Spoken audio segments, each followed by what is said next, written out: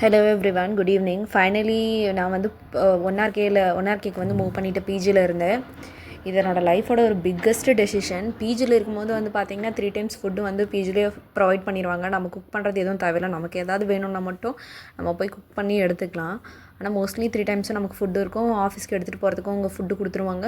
அதனால் சாப்பாட்டுக்கு எந்த பிரச்சனையும் இருக்காது. ஒன் ஆர்கேக்கு மூவ் பண்ணலாம் அப்படின்னு சொல்லி டிசைட் பண்ணப்போ எனக்குள்ளேயே இருந்த செல்ஃப் டவுட் என்னன்னு சொல்லி பார்த்திங்கன்னா, எப்படி நான் மேனேஜ் பண்ண போகிறேன்? நான் பிஜியை விட்டுட்டு நான் வந்து ஒன் ஆர்கே எடுத்து நான் தங்கினேன்னா நான் 3 டைமும் நான் சமைச்சு சாப்பிடுவேன்னா அது என்னால் பண்ண முடியுமா?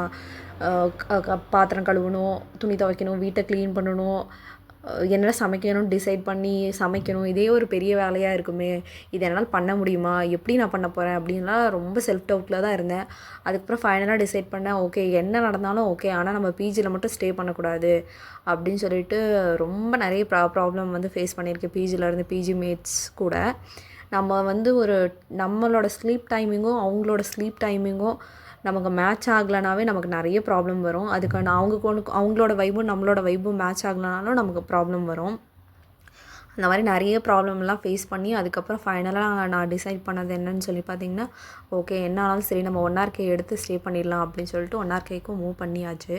மூவ் பண்ணி 1 மந்த் கம்ப்ளீட் ஆகிடுச்சு சக்ஸஸ்ஃபுல்லாக. ஃபஸ்ட்டு 15 டேஸ் வந்து ரொம்ப கஷ்டமாக இருந்துச்சுன்னா வந்துட்டு போகிறது. இங்கே நான் வந்து என்னோடய ஆஃபீஸ் இருக்க லொக்கேஷன்லேருந்து ஒரு 12 to 13 கிலோமீட்டர்ஸ் வந்து தள்ளி வந்து ஒரு வீடு எடுத்து நான் ஸ்டே பண்ணியிருக்கேன். இதில் வந்து இனிஷியலாக வந்து என்கிட்ட வந்து குக்கிங் பண்ணுறதுக்கான வெசல்ஸ் எதுவுமே கிடையாது. அதுக்கப்புறம் சிலிண்டர், கேஸ் எதுவுமே கிடையாது. அதனால் வந்து ஒரு 15 டேஸ் வந்து பக்கத்தில் வந்து ஒரு க்ளவுட் கிச்சன் வச்சுருக்காங்க ஒருத்தங்க. அவங்கக்கிட்ட தான் சொல்லிவிட்டு 15 டேஸாக அவங்கக்கிட்ட தான் சாப்பிட்டுட்ருந்தேன். அதுக்கப்புறம் வந்து பார்த்திங்கன்னா தான் கேஸு, அதுக்கப்புறம் வந்து வெசல்ஸு இதெல்லாம் புதுசாக வாங்கி அதுக்கப்புறம் நானே குக் பண்ணி சாப்பிட ஆரம்பித்தேன்.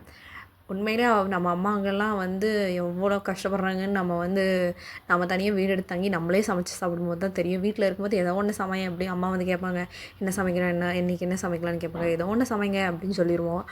நான் ஒவ்வொரு நாளும் என்ன சமைக்கிறதுங்கிறதே ஒரு பெரிய டாஸ்க்காக தான் இருக்குது. நான் சமைச்சு முடிச்சுட்டு அந்த பாத்திரத்தை கழுவுறது அதை விட பெரிய டாஸ்க்காக இருக்குது. ஸோ இந்த மாதிரி தான் போயிட்டுருக்கு. இன்னும் 1 மந்த் கழித்து என்னென்னலாம் வந்து லைஃப் அப்டேட் இருக்குது அப்படின்னு சொல்லிட்டு கண்டிப்பாக என்னோடய சேனலில் வந்து போஸ்ட் பண்ணுறேன். நிறைய பேர் என்னோடய வீடியோ வந்து சப்ஸ்கிரைப் பண்ணாமையே பார்க்குறீங்க. நீங்கள் சப்ஸ்கிரைப் பண்ணி பார்த்தீங்கன்னா எனக்கு ரொம்ப மோட்டிவேட்டடாக இருக்கும். அதனால் சப்ஸ்கிரைப் பண்ணிவிட்டு பாருங்கள். Thanks for